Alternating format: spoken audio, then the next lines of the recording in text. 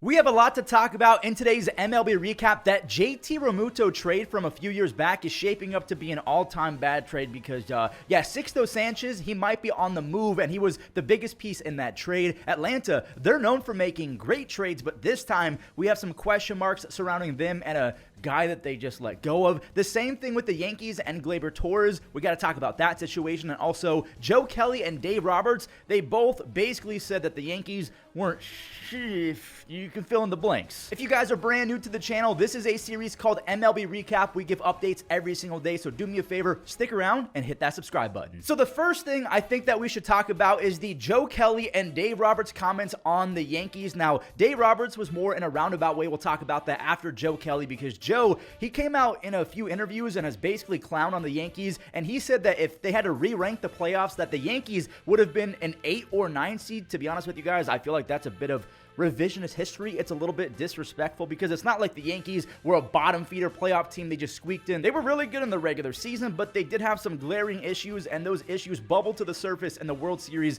when it mattered the most. So if you missed what Joe Kelly and Dave Roberts had to say, here you go. We were saying every single game, just let them throw the ball to the infield. They can't make a play. I mean, you saw it was just a mismatch from the get-go. Like, we had a playoff re-ranking. Like, they might be ranked 8th or 9th best playoff team. You know what I mean? Putting the Padres ahead of them. You're putting the Phillies ahead of them. You're putting the Mets ahead of them. Putting the Braves ahead of them, and the Braves just got unlucky because they had to play that doubleheader. The Guardians played like crap, but the Guardians played better baseball around. You know, we have a lot of big superstars in our clubhouse, but the superstars also care and aren't lazy. You got San Diego, and they really kicked their ass all year. I felt, from my perspective, that was the World Series. When we started the postseason, they were 1 through 26, the best team. When you play a team as much as we played those guys, the novelty, the awe factor, that was all gone. They were no longer afraid of us. Let's talk about the Yankees real quick, because Gerrit Cole and Scott Boras, they played themselves. Brian Cashman, he wins this round. If you guys don't know Brian Cashman, he is the GM of the Yankees. So essentially what happened is Gerrit Cole opted out of his contract a few days ago, and in doing so, he gave the Yankees a chance to give him an extra $36 million when Gerrit is 38 years old. Or if they didn't, they could just let Gerrit Cole walk and test free agency. Well, Gerrit Cole opted out. The Yankees did not bite on it. They said, nah, we're not going to give you $36 million. You can go test the waters. You are now a free agent. And then Gerrit said, okay, never mind. Uno reverse card. I'm going to opt back in. Please give me my money. So yeah, Brian Cashman, he held to his plan, and Scott Boras, he just took another L. One more thing about the Yankees, they did not extend a qualifying offer to Gleyber Torres. So if they do lose Gleyber Torres, if he doesn't come back for lesser money, they're not going to get a compensatory pick. I'll talk about that in a second. Now, the same goes for Paul Goldschmidt, Walker Buehler, Shane Bieber, Jurickson Profar, Ha-Sung Kim, and Tyler O'Neill. Now, again, all of the names that I just brought up, going back to Gleyber Torres, they could come back to the respective teams for less than $21 million. That is the qualifying offer for this year. But again, a qualifying offer is given to a player you think you might lose in free agency, like Max Fried. Max Fried did get a qualifying offer, but because he's got a 2.8 ERA since 2020, he's going to get way more than the qualifying offer value of $21 million. So Atlanta, they're basically bracing for impact. They are going to get a comp pick, a compensatory pick, if Fried does walk in free agency. Now, if you guys don't remember, I bring this up often. A comp pick is how the Yankees got Aaron Judge. They took Cleveland's pick when Cleveland stole Nick Swisher a few years ago, and they used that pick on Aaron Judge. And the Angels, they're hoping that they can pluck someone in the draft after losing Ohtani to the Dodgers. The Angels took that compensatory pick from the Dodgers, obviously. So if you have any predictions down below of any of the names that we just talked about, Gleyber Torres, Max Fried, Shane Bieber, do you think that Buehler and Bieber are going to sign for less and come back to their teams? Or are they going to rely on their track record and test the free agent market? Let me know. Now, we do have to talk about one more Braves player, Travis d'Arnaud. And before we do that, just a reminder, everyone, Recap is brought to you by SeatGeek and Underdog Fantasy. Use code Fuzzy to save $20 off all of your tickets, and use code Fuzzy on Underdog Fantasy. You'll get up to $1,000 in bonus cash credit and a free pick'em. The Braves have officially let go of Travis d'Arnaud, and I should say 36-year-old Travis d'Arnaud, and I did not realize he was that old, but they are not going to give him $8 million for 2025, even though he had 15 home runs, a 103 OPS plus, and he hits the ball fairly hard for a catcher. And I should mention, the reason why his OPS plus was so high,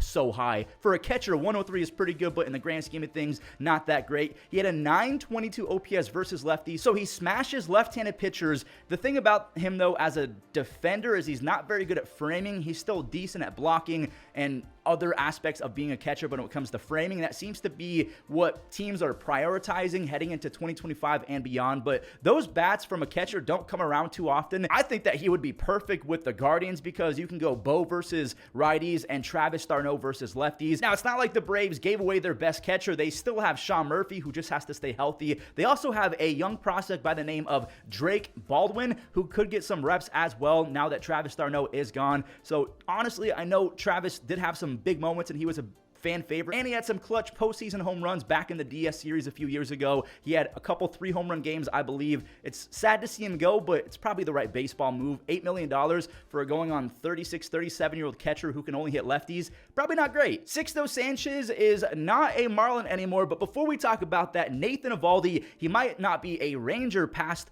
these next few weeks because he has officially rejected that $20 million option, and it might be smart considering he has a 3.7 ERA since 2020. So that's basically 4.5 seasons. We know that 2020 was a shortened season. He does have a 3 ERA in the postseason. He kind of ran out of gas in the World Series, but he was still very, very good throughout the playoffs for his entire career. So the fact that Nathan has been labeled a big game pitcher, he has an arm that is pretty rare for a starting pitcher who can get it up to 97, 98 routinely. You don't find that very often. And also, he improved the walks last season. So yeah, probably smart, but considering he's a Texas native, maybe he takes a discount. I don't think that's going to happen, but he won a World Series already. Maybe he just doesn't care about winning. He wants to get paid. Just like Nathan Eovaldi, just like Travis d'Arnaud, Sixto Sanchez is now a free agent. This is one of the worst trades of the last decade, and it might be the worst of the big 3. I still think that the Christian Yelich trade is the worst. It could be big 4 as well, because remember, Marcell Ozuna got traded as well. Hold on. I guess I maybe spoke too soon on the Marcell Ozuna trade because the Marlins got Sandy Alcantara, who won a Cy Young,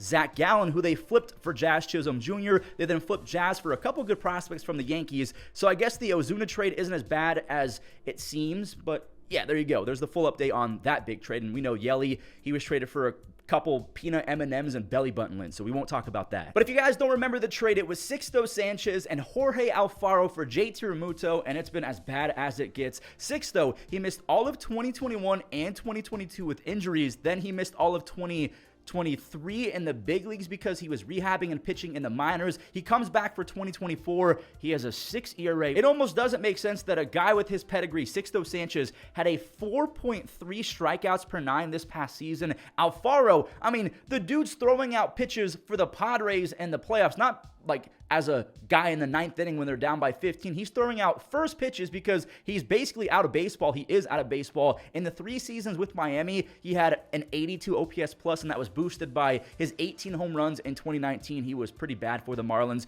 JT Realmuto, on the other hand, he's averaging 32 doubles, 25 home runs, and a near 120 OPS plus per 162 games with the Phillies. And if he manages to stay healthy over the next 3, 4, 5, 6 seasons, I'll probably say 5 to 6 seasons, we could be looking at a future Hall of Famer in JT Realmuto. So I wanted to make sure I talked about that trade. Oof. The Yelly trade, the Ozuna trade, I don't remember the Stanton trade too much. Let me look at that real quick. The Marlins got Starlin Castro, Jorge Guzman, Jose Devers. So yeah, I'm going to say the Yankees won that trade easily considering what Stanton has done in the playoffs. I don't care about his regular season success or his injury concerns. He's been an absolute monster in the playoffs. That's all that matters. And the Marlins got nothing in return. Last but not least, the Wild Thing experiment in Cleveland is officially over. James Karinchak has been granted free agency. He had a whopping 13.8 strikeouts per 9 over 2.5 seasons from 2020 to 2022. He had a whopping 245 strikeouts in 160 innings.